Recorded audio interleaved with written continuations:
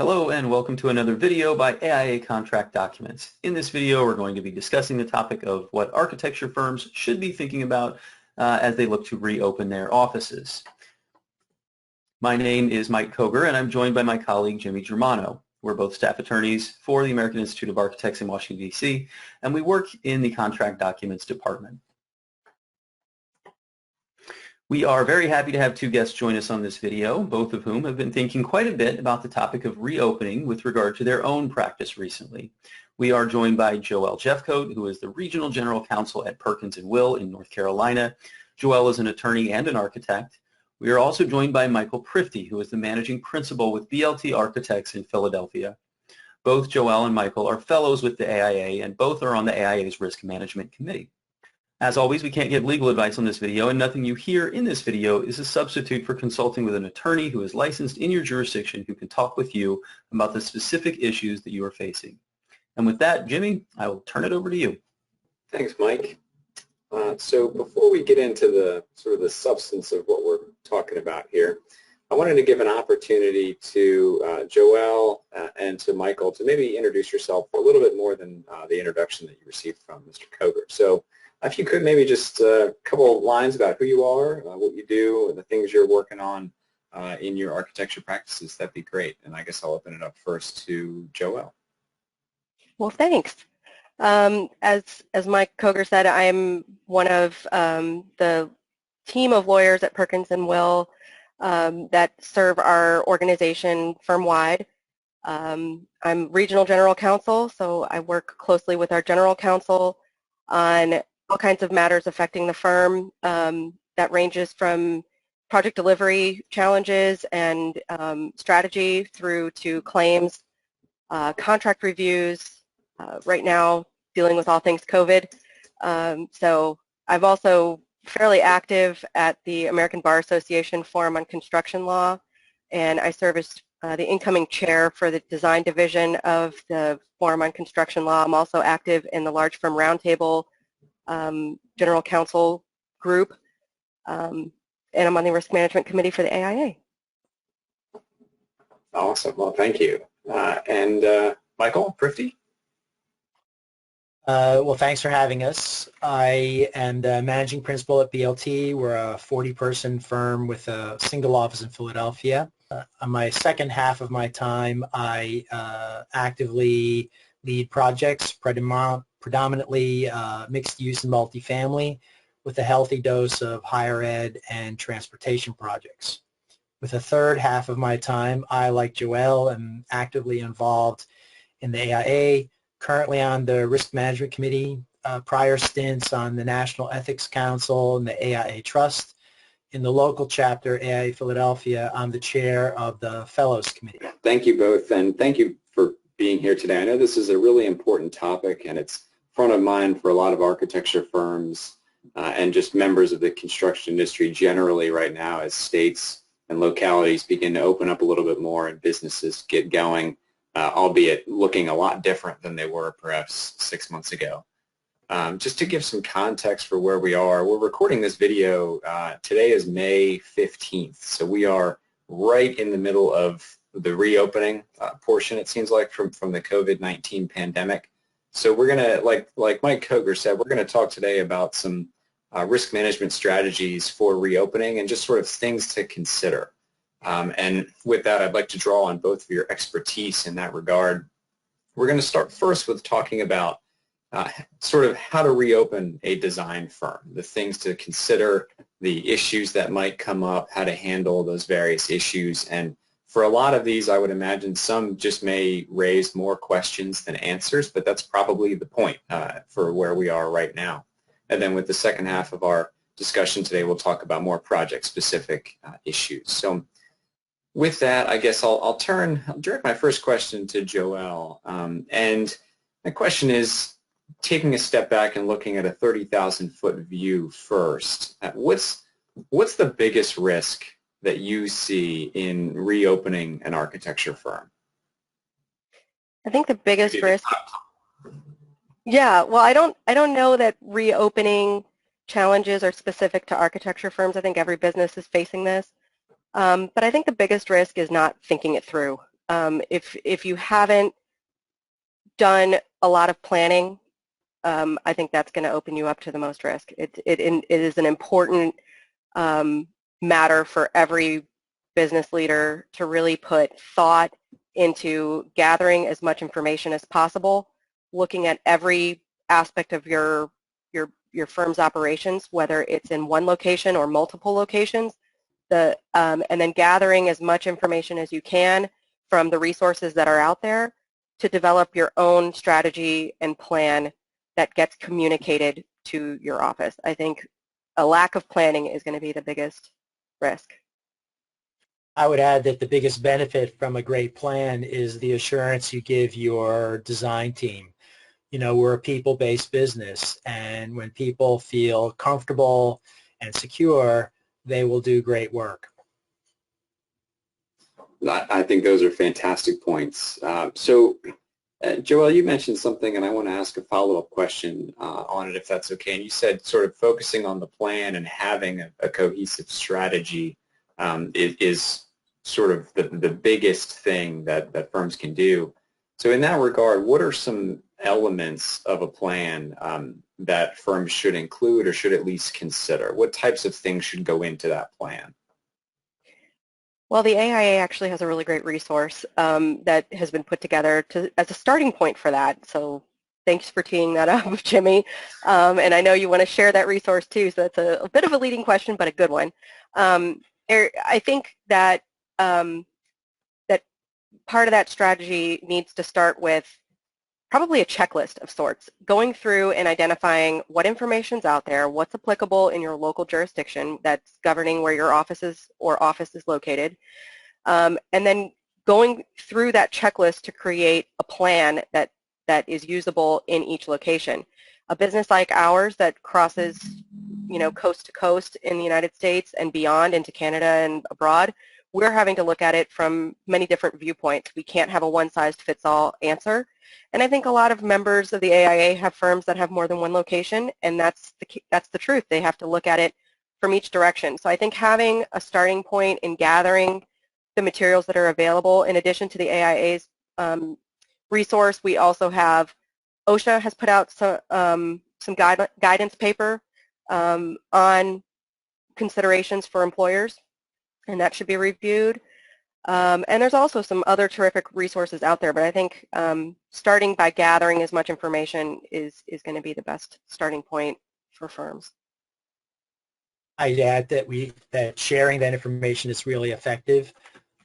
In addition to opening up your office as a microcosm, you're in a building, you maybe have other tenants in the building. We're in a condominium with 10 owners, and the spectrum of businesses runs a wide gamut, and not everybody is equally prepared. So we have an ability to educate our neighbors and help them bring their planning along, which is beneficial to us because we don't want them making us ill by not following a proper protocol themselves.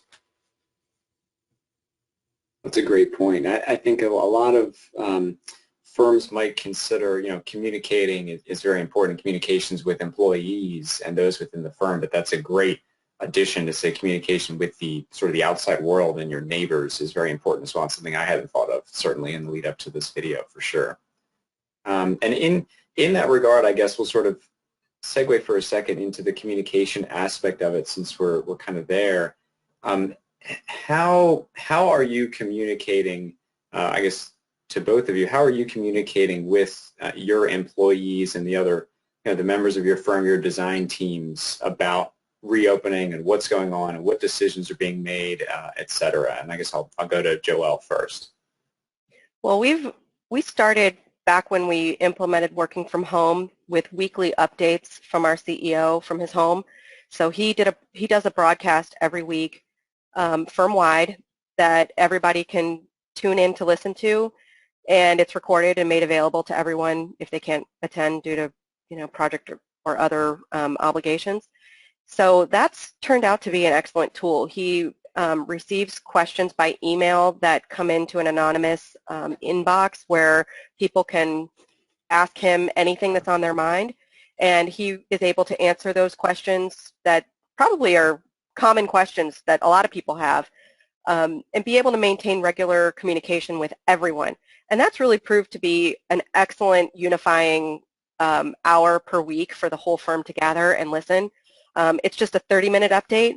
We've been able to cover everything from, what our workload looks like, how our backlog's doing, what are we doing in terms of preparing for return to the workplace.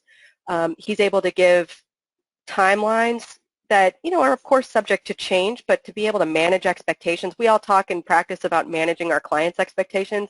This is a great time for firm leadership to manage their staff's expectations and help everyone to understand all of the good thinking that's going into your plan for return to the workplace, and any tools that the firm is developing can be shared, when ready to the practice to be able to talk about all of the things that the leadership is doing. It's a great way to, I think, maintain those open lines of communication and help people to understand that this is being thought about at the highest levels in the company. So I think those are practices that can be implemented even in small firms, to think about an opportunity to have a touch point with everyone, because it is culturally so important as we're all dispersed to have opportunities to connect together. And I've loved hearing stories about how firms are doing social hours on, Friday afternoons or game night and trivia night and things, and great ways to culturally tie everyone back together. And I think that's going to be important as we phase back into the workplace too, making sure that the people that are back in the office and the people that are working remotely don't feel disconnected. And I think establishing those means of communication now are going to go a long way to make sure everyone feels stitched together still once part of the workforce is back in the office and part remains remote. I would agree with that, absolutely. I think Joelle's firm, being very large and multiple offices, has great experience and depth to support those communications. For smaller firms, the opportunity to do a project at a distance or to deal with someone who might be on some form of leave or just has a long commute, there are lots of ways to have established some kind of distance communication in the past. And for us, last year, our chief financial officer decided to move to Maine, and that was a great icebreaker just to get comfortable with it. So we began to plan just for greater opportunities to take advantage of. So when we were required to close the office, it just was like throwing a switch, and we all went home and we were well prepared. We have a lot of sub-teams by project, and those groups meet several times a week where everybody's on board and the most junior intern can say, or sorry, emerging professional can say what they wish to. And I've learned that if I want to communicate and teach by storytelling, I'll send a quick text or email to the most junior staff member and say, hey, may I call you? Because we are going into everyone's home, and we want to make sure we're not catching anybody off guard, whereas in the studio I could drop by with a cup of coffee. I will also say that we have a office-wide meeting every Friday afternoon, and I call it the virtual happy hour.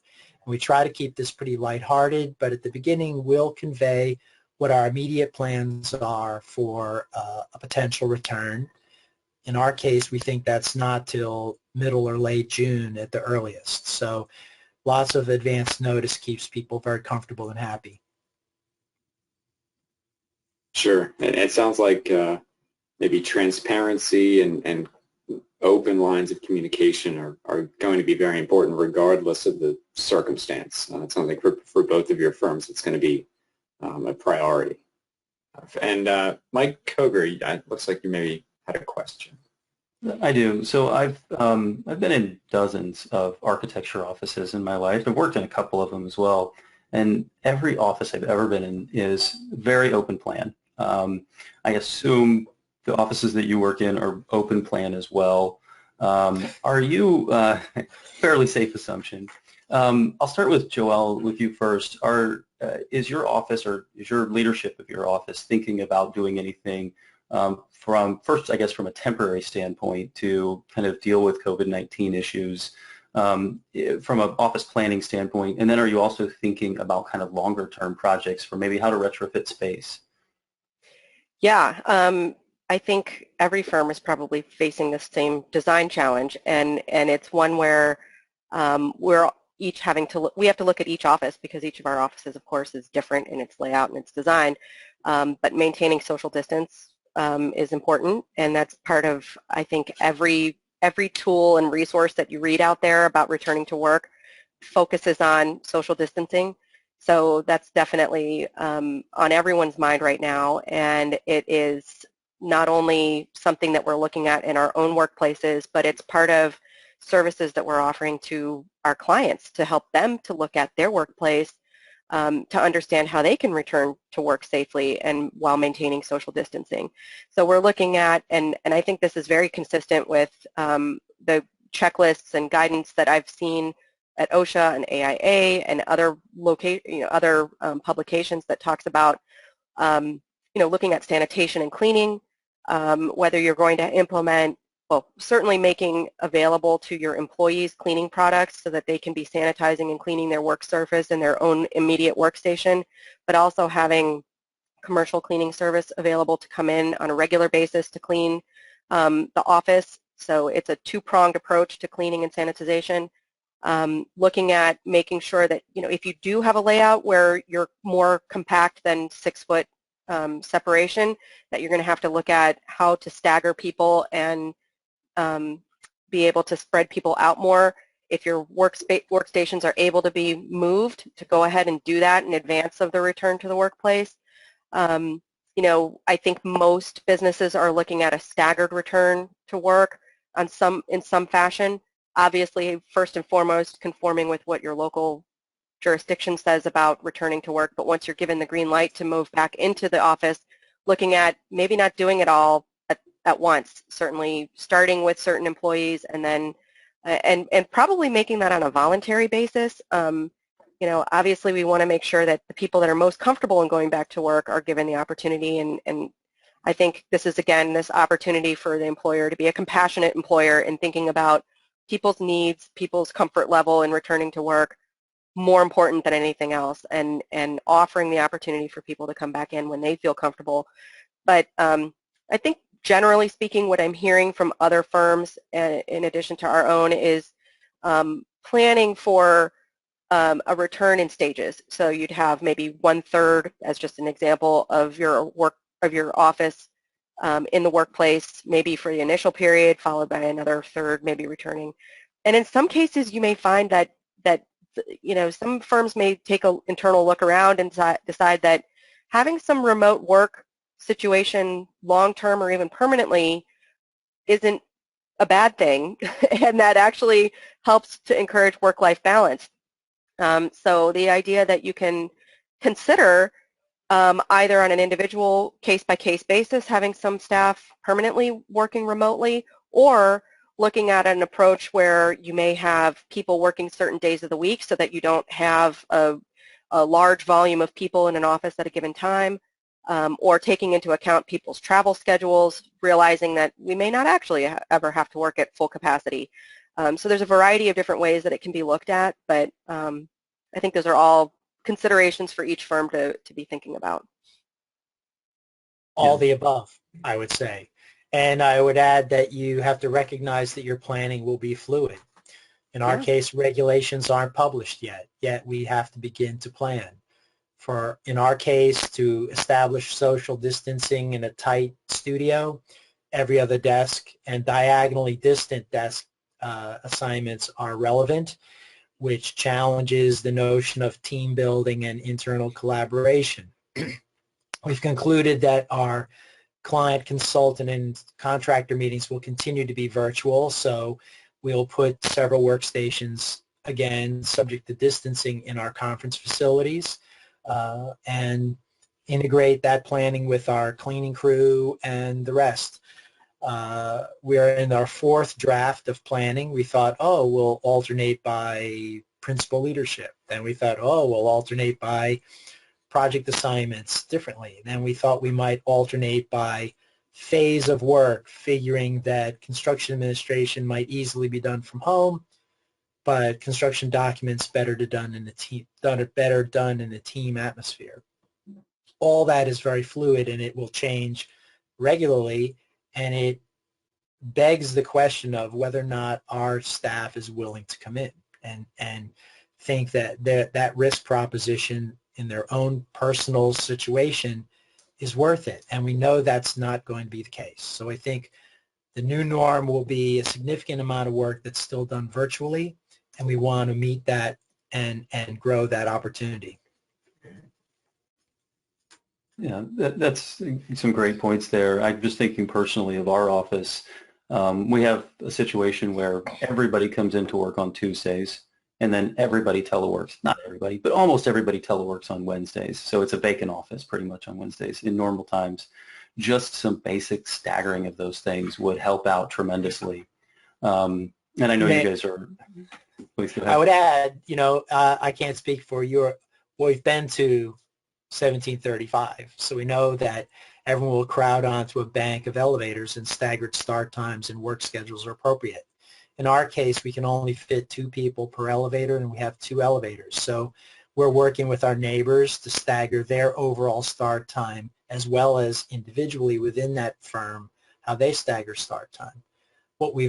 In talking to our cleaning guy, we're leaning towards any office work concentrated Monday through Thursday, with a deep, deep cleaning Thursday night. There'd be daily cleaning, but a deep cleaning on Thursday night, and no one goes in the office Friday through Sunday. With the current information saying the virus will die on hard surfaces in 3 days, that means that you walk in with some more reasonable assurance on Monday morning if you're choosing to go to the office. That's a great strategy. Something outside of the box, like just using the natural vulnerabilities of the virus against itself, sort of. And I haven't heard that before. That's awesome. Yeah, and just another thing that to kind of follow up on is this idea of circulation within a building. It's something that people are going to have to pay a lot more attention to, because as any architect is aware, it's not just about, where you are sitting while you're working, it's how you move through a building. And I know I've heard on construction sites that there's been a big effort to, particularly in vertical construction, for general contractors and their attorneys and their supervisors to think through how vertical transportation works. You might have one stair for going up and another stair for going down, rather than having people pass. I'll just also mention that architects are not only good about thinking through those things in their own personal firm spaces, but it's probably a service that you guys are you guys being asked about that service to kind of help owners of buildings to kind of think through their spaces and their for their transportation and circulation of people? I guess I'll ask that to Joelle first. Yeah, we are. We're as a matter of fact, I've been talking with some of the K through 12 leadership in the firm that we're being engaged by school systems to look at how they can return with students in the fall. And that's been really interesting to hear. I mean, my kids are really little, and I have one that's starting kindergarten in the fall. So I haven't, as a parent yet, experienced, the normal movement through the school system. I'm about to. But it's been really interesting to hear how we as design professionals can help offer services to our clients that can be really thought-provoking and tie together, looking at the different guidelines that are being published and work with the client as to how they want to implement those guidelines, and then help them to think through the strategy of that implementation. So, for example, some of the smaller school systems are looking at not utilizing their facilities in the same grade levels that they've been utilizing. And for example, high school students do better in distance learning than the little kids do. So can they implement, the high school students doing a work from home where it's not as dependent as parents, with parents needing to be there to supervise, and perhaps move the middle school students into the high school facility and allow the middle school to be utilized to spread out the elementary kids. I mean, these are things that I never really occurred to me before, but there are school systems that are interested in doing things like that, and that's a place where architects can really step in and help their clients think through that implementation. I think just like every other aspect of design, it's important to help, hear from your client what they want to do, reach an understanding about their goals, and, make sure that everybody's, under of a like mind about the, what the client's looking to do. But yeah, I think there's some consistency certainly among all of the resources that are out there about COVID-19, and CDC guidelines are clear. OSHA guidelines mirror what the CDC says. So I think design firms should be looking at those resources to understand what, at this point in time, we're doing for social distancing. All of this is subject to change, so it's, again, something that we need to be continually monitoring as employers. And again, it's location specific in addition to those more national resources that are out there. Yeah, these are problems that are for creative people like architects to help solve. I think architects are also great aggregators of information. Joelle has a multi-office firm. Both of our firms are multi-market. You talked about K-12, that applies also to higher education, but in a slightly more nuanced and different way. But to take those experiences and bring them over to a developer world for multifamily housing or hospitality work or transit, it really resonates. And so you can bring additional information to your clients that they might not have occurred to them within their individual silo of work.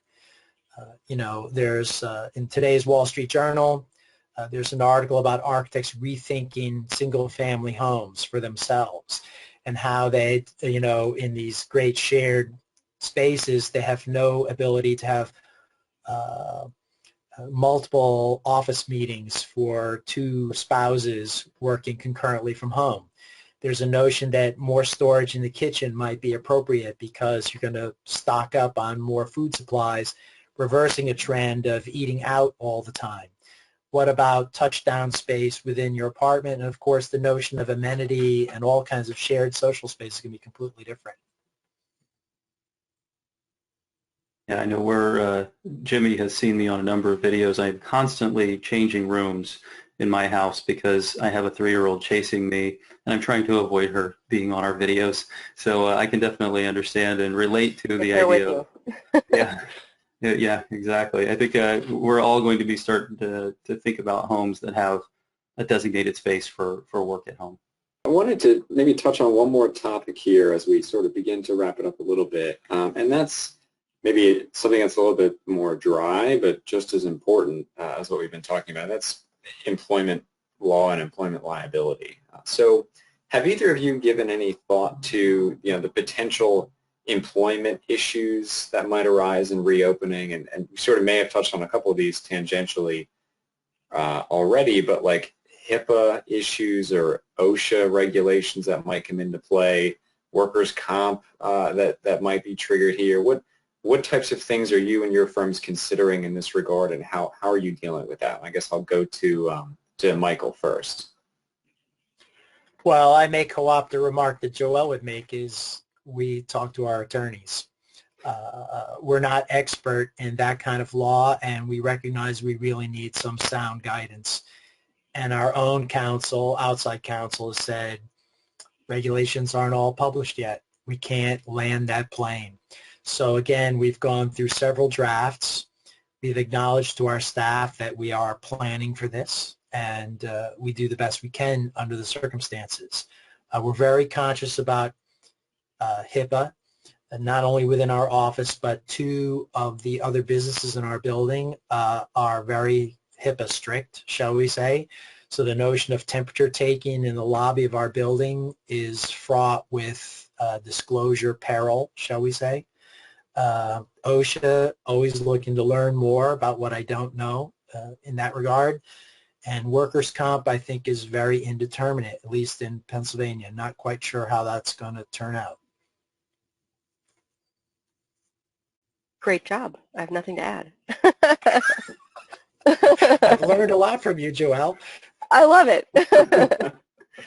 It's one of those things that are it's evolving, and I don't know if prior to 6 months ago, if anyone really ever sat back and said, well, how would, if you're taking the temperature of everyone coming into your building, how does that apply, how does HIPAA apply to that situation? Or how does the requirement to provide a safe workspace to your employees, how does that apply when there's a pandemic going on? It's these issues that are, it's sort of, the dust hasn't settled yet, so to speak, on these issues. So it's just good conversation, but certainly I think court decisions might play a role in this, but we won't know the answer to that for at least many months once courts start to reopen. So I'm sorry, Right. Mike, you were about to ask a question. Yeah, so got a question. I'll direct it first to, I think, Joelle, but I've seen there's at least some evidence on the internet of firms, or not of firms, I should say, but just of companies who are requiring of employees that they sign a release or a waiver before they come back to the office or come back to work that would release the company from liability stemming from COVID-19. Every time I should mention that I've seen that topic on the internet, it's not exactly in a good light for the employer. So Joelle, any thoughts on that? Good idea or bad idea? I would caution before anybody implements a policy like that to, consider a couple of things. One, talk to counsel and get some good legal advice before you implement a waiver idea like that. But also consider the cultural impact of something like that as an employer. I said it earlier on, I think this is an opportunity for employers to connect with their employees. I think something that we should all be mindful of is that everybody is dealing with something right now in their personal life that's the fallout of COVID, whether they're sick, whether they've got a sick family member or had a death in their family that's related to this, or they're concerned about their own health because of their own assessment of their personal risk, or that they're caring for a family member or child. There's all kinds of issues, and this is an opportunity for employers to be compassionate and to think, instead of how to release themselves from liability, how to make sure that the employees are feeling safe and cared about at their company. This is how, things like, how do we encourage sick people to stay home? And taking a look at your sick leave and paid time off policies to make sure that people don't come to work sick. I think time is better spent on those sorts of considerations. And if a company or an employer feels strongly about some kind of waiver, that's something that you should absolutely talk to counsel about and a human resources specialist about before implementing. Yeah, such a notion would be completely contrary to us culturally. I don't see us ever even thinking about that matter. I would also note, in thinking about that, you might have an issue as to enforceability of such a waiver. Like I know Virginia pre-injury releases are potentially void as a matter of public policy, and I don't know if that would fall into that, but you would certainly need to give that a hard look.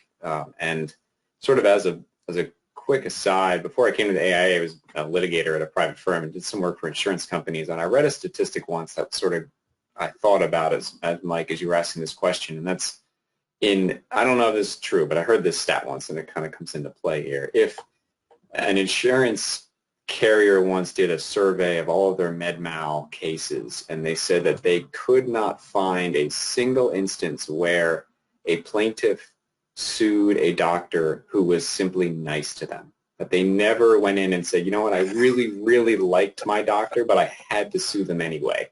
And it's probably a similar in sort of the cultural aspect of this, where I would imagine it's more important to have a transparent, communicative, supportive, cultural environment for your employees rather than one where you come in and make them sign a waiver before they sit down at their desk.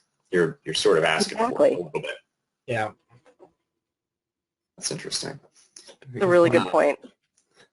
Again, I don't know if that's true. I'd like to think maybe it is, but we'll see. Sounded great. Sounds really good.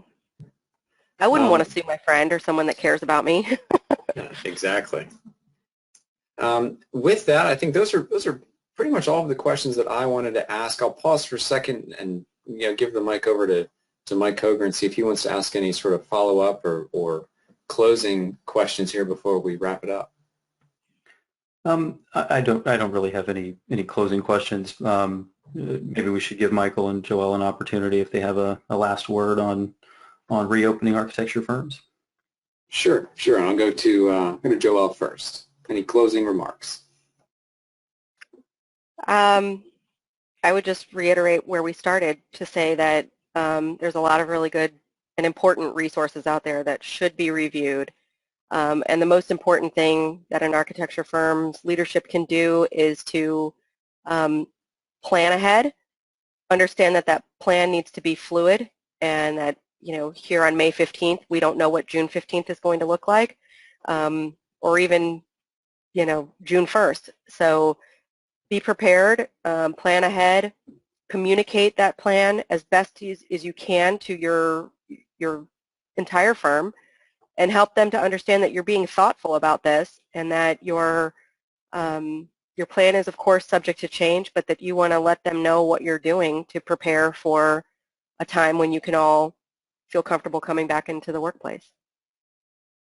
And I'd add that in doing so, you have an opportunity to strengthen the bonds between you and your entire team to make everybody feel really very, very comfortable and safe.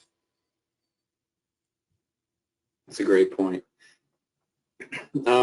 So sort of wrap up, I did want to pause for a second and just thank you both for taking the time. I know you're both very busy, but I think this is an important topic and it is front of mind for a lot of architecture firms right now. So I think this is a very valuable conversation to have and to maybe jumpstart some of those conversations for firms across the country. So thank you both very much for taking the time with us today. I really appreciate it and enjoyed the conversation. It's been my pleasure. Thank you. I did want to real quick jump back to something Joelle referenced earlier, which is the AI recently released its reoccupancy assessment tool. So if you are interested in learning more about this, go to ai.org and search reoccupancy assessment tool, and it'll bring up this, it's about a 19-page document. It's basically a checklist of everything you should consider and can consider in going through the reopening evaluation for your particular firm. With that, if you have any additional questions, we can always be reached at aicontracts.org/learn. And with that, thank you very much.